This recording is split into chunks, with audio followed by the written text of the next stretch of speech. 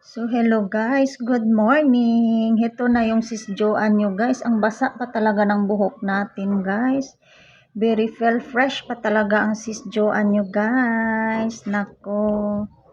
Napakaano pa talaga guys. Nakilay-kilay pa tayo. Parang makapal naman tong kilay ko guys. Parang si Betty Lapea na ata ang labas nito oh. Ayun guys. Gawa-gawa ng kilay. Nauubos yung oras natin dyan.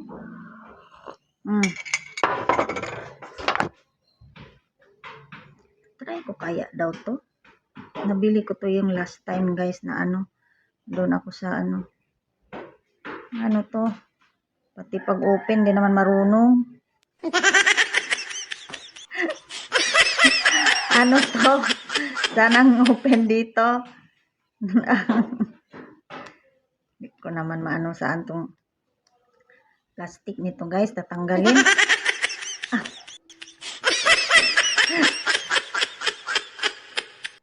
Ako. Ayaw magpagamit.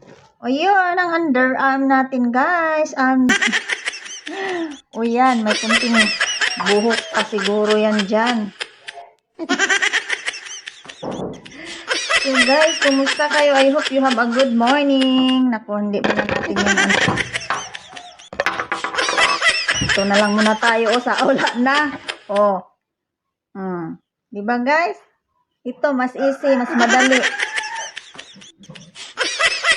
Sorry.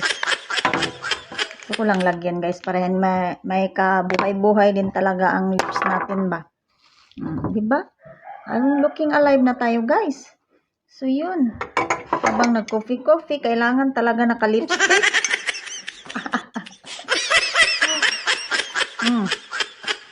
Diba guys? Napakasarap. Napakayami. Ano mang merienda mo Joanne? Almusal mo. Parang nagutom na din ako guys. Yung mga natira guys, kainin, wag sayangin. O, diba? Ganun lang yun. Simpleng buhay.